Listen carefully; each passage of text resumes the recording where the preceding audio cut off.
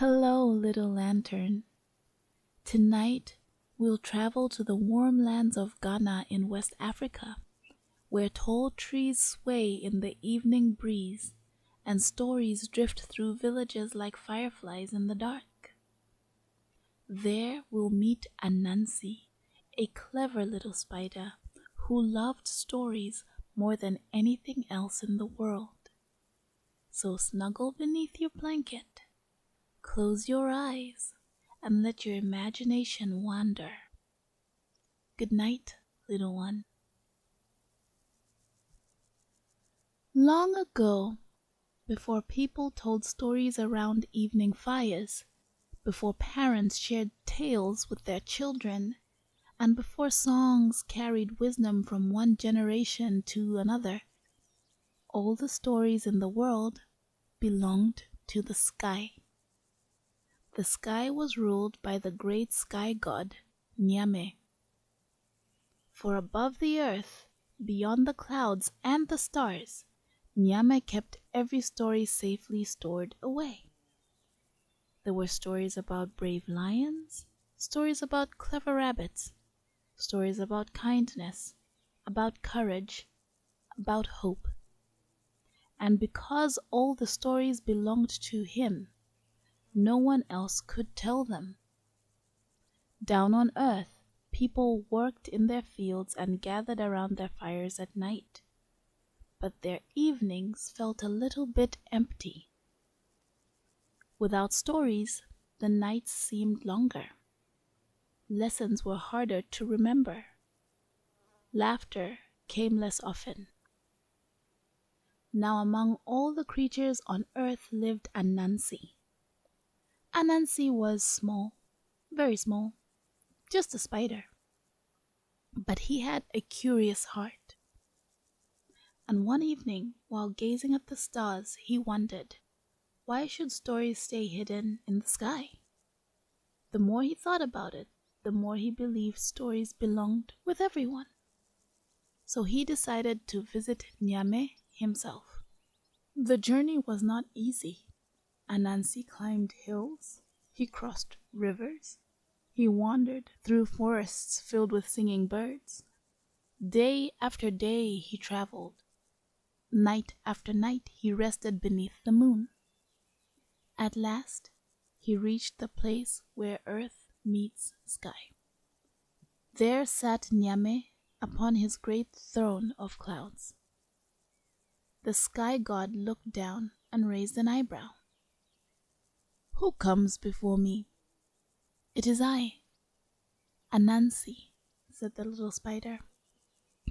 Nyame leaned closer. And what do you want? Anansi took a deep breath. I have come to ask for the stories of the world. For a moment there was silence. And then Nyame laughed. His laughter rolled across the heavens like distant thunder. You, a tiny spider, wants all my stories. Anansi nodded bravely. Yes. Nyame smiled. Stories are valuable treasures. They cannot simply be given away. Then the sky god thought carefully. Finally he said, if you wish to earn the stories, you must complete several difficult tasks. When Anansi heard the tasks, his eyes grew wide. It sounded impossible. He would need patience, wisdom, courage, and determination. For a moment, Anansi wondered if he should give up. After all, he was only a little spider. How could someone so small accomplish such great things? Then he remembered why he had come. He wasn't seeking stories for himself alone. He wanted everyone to enjoy them. So he continued. Day after day, step after step, whenever he felt tired, he rested. Whenever he felt discouraged, he tried again. Whenever a problem seemed too large, he looked for a smaller piece he could solve first. Slowly, One challenge after another was completed. Not because Anansi was the strongest or the fastest, but because he just kept going. At last, Anansi returned to Nyame. The sky god looked upon the little spider with surprise. "You have done it." Anansi bowed politely. "I have tried my best." Nyame smiled warmly, and this time his smile carried no laughter, only respect. "You have shown determination, wisdom, and courage." Then Nyame opened the great storehouse of stories. Thousands upon thousands of glowing stories floated into the sky like lanterns. Golden stories, silver stories, stories bright as sunshine, gentle as moonlight, filled with laughter, filled with learning, filled with hope. The glowing tales drifted down through the clouds, across forests and rivers, across mountains and villages, across the whole world. People reached out and caught them. Parents shared them with children.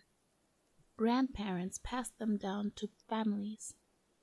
Friends told them around evening fires, and from that day forward, stories belonged to everyone.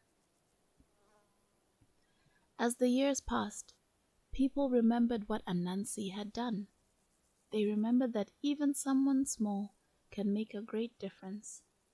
They remembered that wisdom is more important than size, and that good things become even better when they're shared. Tonight, as you lie cozy beneath your blanket, you are enjoying one of those stories.